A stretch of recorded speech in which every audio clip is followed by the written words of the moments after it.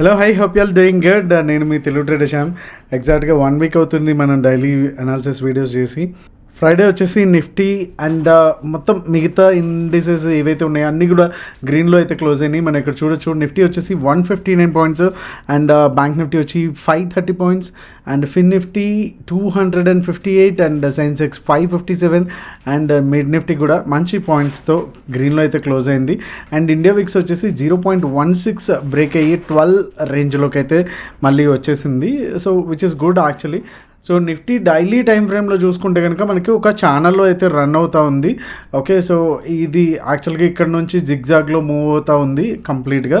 So ఇక్కడ నుంచి మనకి లైక్ ఇమీడియట్గా కూడా మనకు ఒక మంచి హర్డిల్ పాయింట్ అయితే ఉంది విచ్ ఇస్ 23,500. సో చాలా చాలా ఇంపార్టెంట్ లెవెల్ నిఫ్టీకి, మంచి సైకలాజికల్ లెవెల్ కూడా.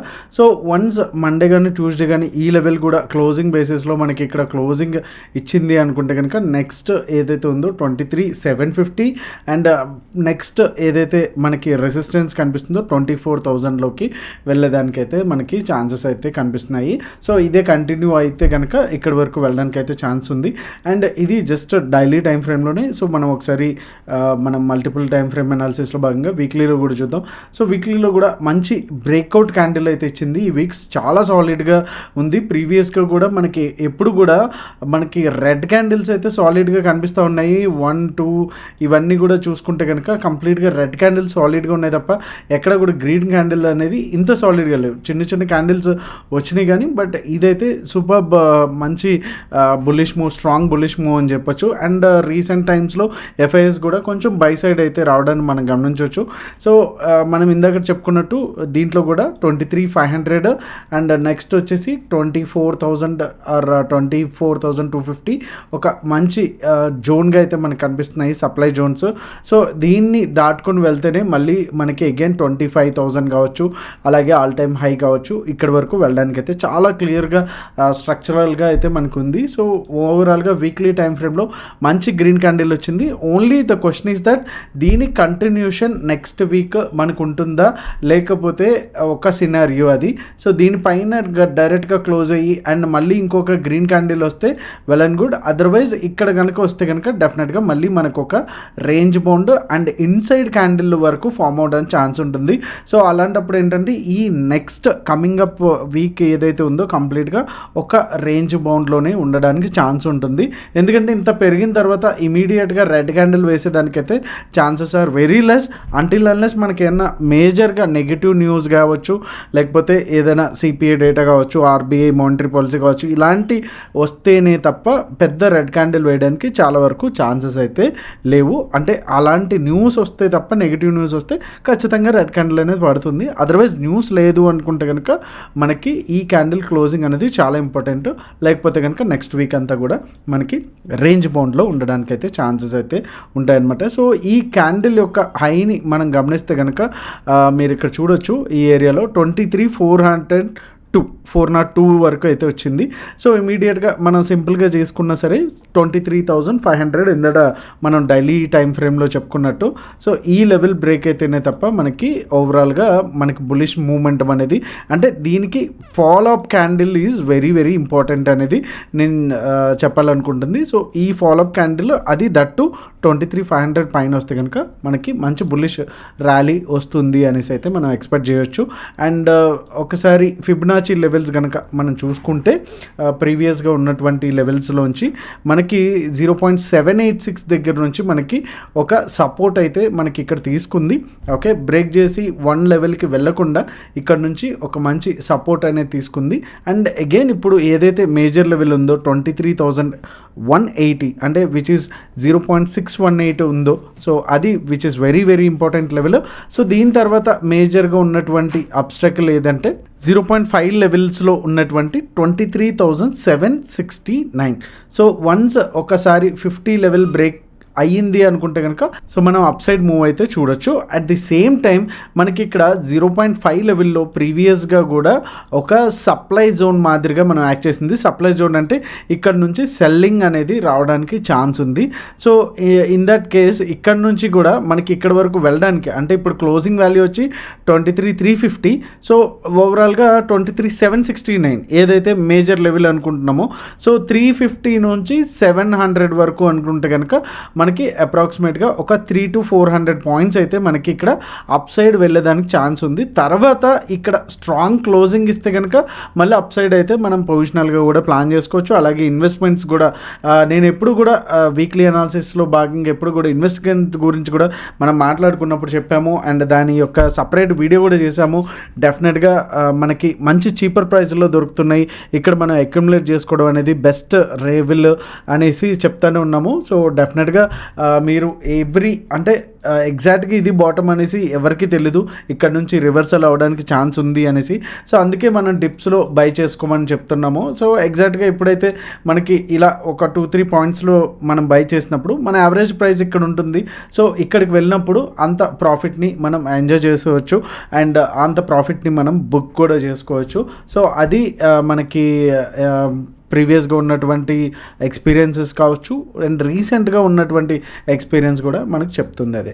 ఇకపోతే మనం బ్యాంక్ నిఫ్టీకి వెళ్ళిపోదాం. సో వీడియో కనుక మీకు వాల్యూ యాడ్ చేస్తుంటే ఖచ్చితంగా లైక్ చేసే ప్రయత్నం అయితే తప్పకుండా చేయండి. అండ్ దీంట్లో వీక్లీ కంటే డైలీ టైం ఫ్రేమ్లో అయితే మంచి క్లారిటీ అయితే వస్తుంది. ఈ చార్ట్లో మనం ప్రీవియస్గా ఒక supply zone and demand zones కూడా మనం డ్రా చేసాము. ఈ సప్లై అండ్ డిమాండ్ జోన్స్ అంటే ఏంటి, వీటిని మీరు ఎట్లా డ్రా చేశారు అంటే కనుక మన దాంట్లో సప్లై అండ్ డిమాండ్ అనేసి మీకు ఇక్కడ థంబ్నెయిల్ కనిపిస్తుంది కదా, ఒక వీడియో అయితే డీటెయిల్గా ఉంది. ఇన్ కేస్ మీరు కనుక ఈ వీడియోని మిస్ అయ్యి ఉంటే మన ఈ వీక్లీ అనాలిసిస్ వీడియో తర్వాత ఆ వీడియో ఒకసారి చూసేయండి.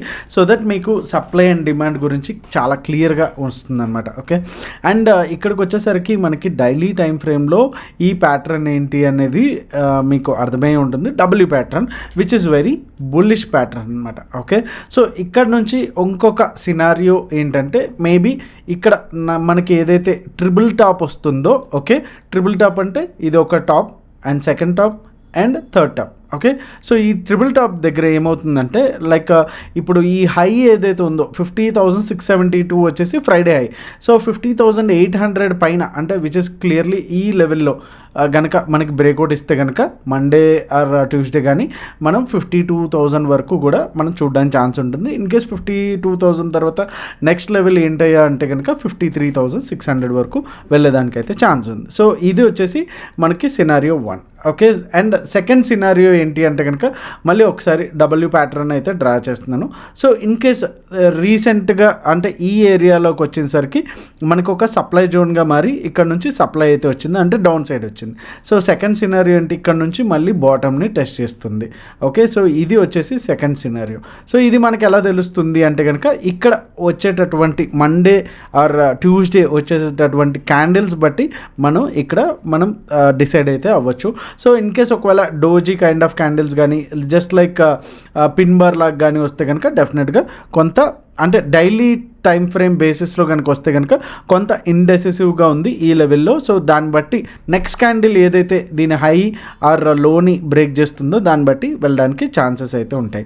అండ్ నెక్స్ట్ ఇంకొక సినారియో ఏంటంటే which is called third scenario. మనకి ఆల్రెడీ 2 సినారియోస్ అయిపోయినాయి. థర్డ్ సినారియో ఏంటంటే ఈ ఏరియాలో కొంతవరకు రేంజ్ బౌండ్ లాగా ఉండి తర్వాత అంటే ఇక్కడ నుంచి కొంత లైక్ ఇలా వచ్చి అండ్ 49,600 దగ్గర ఒక మంచి సపోర్ట్ ఉంది కదా. సో ఇక్కడ నుంచి ఒక జిగ్జాగ్ మూమెంట్స్ చేసుకుని తర్వాత ఎయిదర్ అప్ సైడ్ వెళ్ళడమా డౌన్ సైడ్ వెళ్ళడమా అనేది చేయాలి. సో ఇది వచ్చేసి థర్డ్ సినారియో. సో ఈ మూడిట్లో మనకి లైక్ మీరు ఏమనుకుంటున్నారు, లైక్ అప్ సైడ్ వెళ్ళడానికి ఛాన్స్ ఉందా ఇది బ్రేక్అవుట్ చేసుకుని, అదర్వైజ్ ఇక్కడ నుంచి డౌన్ సైడ్ రావడానికి ఛాన్స్ ఉందా, అదర్వైజ్ రేంజ్ బౌండ్లో ఉండడానికి ఛాన్స్ ఉందా అనేది మనకి మండే ట్యూస్డే వరకు తెలుస్తుంది. అండ్ మీరేమనుకుంటున్నారు అనేది కమెంట్ బాక్స్లో అయితే కమెంట్ అయితే చేసేసేయండి. So let's go two weekly time frame. So weekly time ఫ్రేమ్లో మనకి చాలా సాలిడ్గా ఒక గ్రీన్ కలర్ క్యాండిల్ అయితే కనిపిస్తూ ఉంది. సో ఇక్కడ నుంచి ఇక్కడికి వెళ్ళడానికి మనకి 2 వీక్స్ పట్టింది ప్రీవియస్గా, బట్ ఇక్కడ నుంచి ఇదే లెవెల్లోకి వెళ్ళడానికి జస్ట్ 1 వీకే పట్టింది. అండ్ అంతకుముందు ప్రీవియస్గా కూడా ఈ లెవెల్ నుంచి ఆల్మోస్ట్ ఇక్కడికి రావడానికి 2 వీక్స్ కూడా పట్టింది. సో లైక్ ఏదైనా జరగడానికి ఛాన్సెస్ అయితే ఉంటాయి. సో ఇక్కడ కూడా మనకి same kind of W pattern అయితే కనిపిస్తోంది. So only the thing is that follow up. ఇక్కడ నుంచి మనకి ఫాలోఅప్ వస్తే కనుక డెఫినెట్గా మన అప్ సైడ్ అయితే చూడడానికి ఛాన్స్ ఉంటుంది. సో అప్ సైడ్ క్యాండిల్స్ అంతా కూడా చాలా వీక్లీ టైం ఫ్రేమ్లో చాలా పెద్దగా ఉన్నాయి. అండ్ అన్లైక్ డైలీ టైం ఫ్రేమ్లా కాకుండా ఇక్కడ చాలా పెద్దగా ఉంటాయి. ఆబ్వియస్లీ అలాగే ఉంటాయి కదా. సో ఏదైనా సరే మంచి రేంజ్ మనకి ఫామ్ అయితే కనుక ఇంట్రాడేలో మనం మంచిగా ఆప్షన్ బయింగ్ కానీ సెల్లింగ్ కానీ మంచి ఛాన్స్ అయితే ఉండడానికి అయితే ఛాన్స్ ఉంటుంది. సో ఒకసారి బ్యాంక్ నిఫ్టీ ఫిబొనాచి కూడా చూసేద్దాం. సో ఫిబొనాచిలో ఇక్కడ ఇంట్రెస్టింగ్ థింగ్ ఏంటంటే మనకి 0.5 లెవెల్ ఏదైనా సరే ఇక్కడ మీకు ఒక టెక్నిక్ ఏంటంటే ఎప్పుడైనా సరే 0.5 పైన ఉంటే కనుక మనకి బులిష్నెస్ అంటే ఆ సెక్యూరిటీ అంటే ఆ స్టాక్స్లో కావచ్చు, ఆ బిట్ కాయిన్లో కావచ్చు, లేకపోతే క్రిప్టోలో కావచ్చు, లేకపోతే కమోడిటీస్లో కావచ్చు, ఏదైనా సరే 0.5 లెవెల్ పైన ఉంటే కనుక బులిష్ మూవ్ ఎక్స్పెక్ట్ చేయడానికి ఛాన్స్ ఉంటుంది. ఇన్ కేస్ ఒకవేళ మనకి దీన్ని లో బ్రేక్ చేస్తే కనుక మనకి లైక్ బేరిష్ మూవ్ అయితే రావడానికి ఛాన్సెస్ అయితే ఉంటాయి.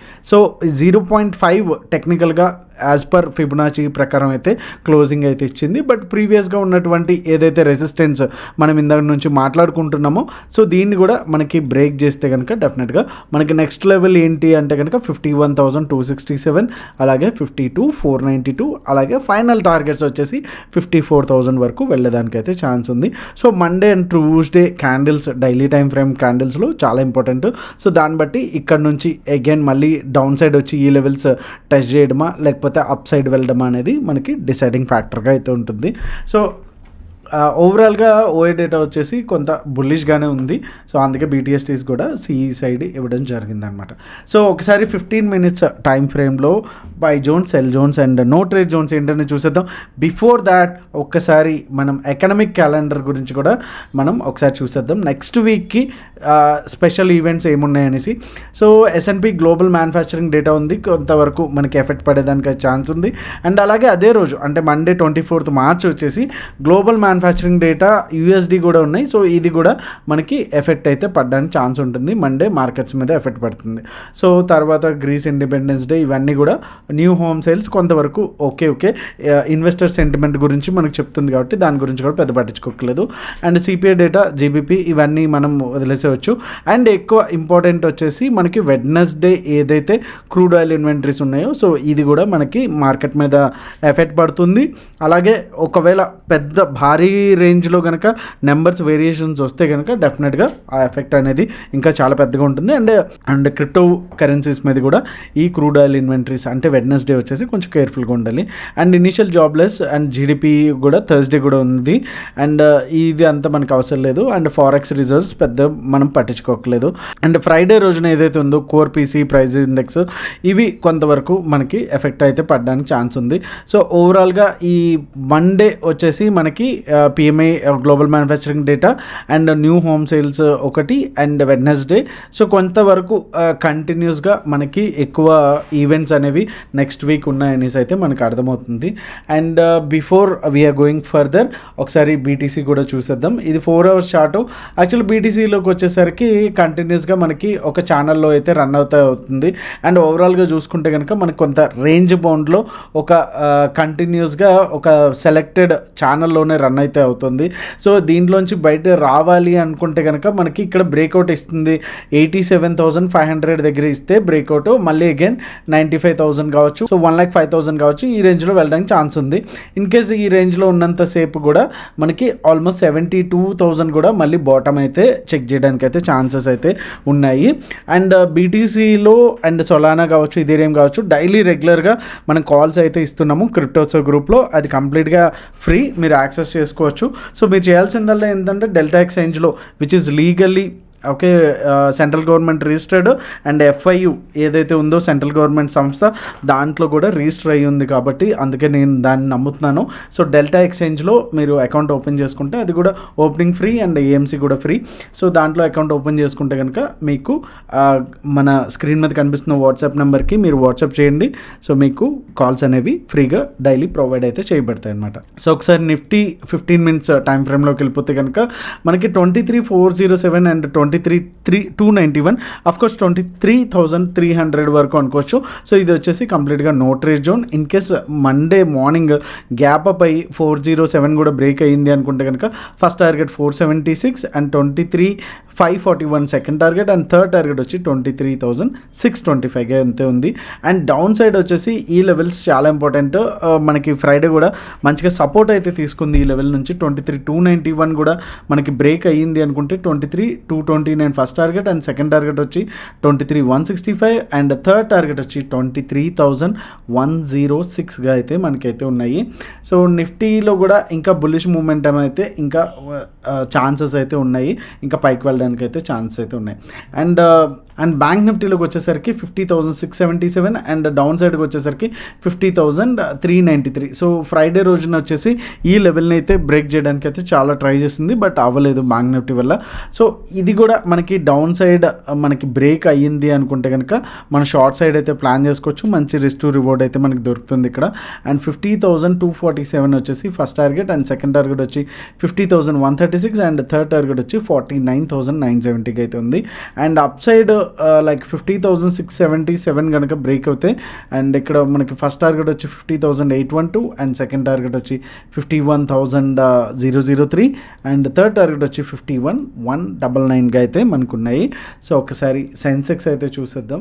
సో సెన్సెక్స్లో కూడా సేమ్ నిఫ్టీ బ్యాంక్ నిఫ్టీ ఎలా అయితే ఉన్నాయో అలాగే ఉన్నాయి. ప్రీవియస్గా కూడా ఈ హైని అండ్ ఈ లోని బ్రేక్ అయితే చేయలేకపోతున్నాయి. 76,733 అండ్ 73,044 వచ్చేసి కంప్లీట్గా no trade zone or scalping జోన్గా అయితే మనకు ఉన్నాయి. ఇన్కేస్ గ్యాప్ అప్ అయితే 77,044 దగ్గర మనం లాంగ్ అయితే ప్లాన్ చేసుకోవచ్చు. 264 వచ్చేసి first target and second target వచ్చి 505 అండ్ థర్డ్ టార్గెట్ వచ్చి 771గా మనకి థర్డ్ టార్గెట్స్ అయితే ఉన్నాయి. అండ్ డౌన్ సైడ్ వచ్చేసి 76,733 కూడా బ్రేక్ అయితే కనుక మనం షార్ట్ సైడ్ అయితే వెళ్ళొచ్చు. అండ్ ఫస్ట్ టార్గెట్ వచ్చి 76,531 అండ్ సెకండ్ టార్గెట్ వచ్చి 76,298 అండ్ థర్డ్ టార్గెట్ వచ్చి 76,096. So that's all for today. Hope you like this video and మీ ట్రేడింగ్ ఫ్రెండ్స్కి అయితే షేర్ చేయడం అసలు మర్చిపోవద్దు. And happy weekend. See you all on Monday with another video. Thank you so much. మీ Telugu trader Shyam. జై హింద్.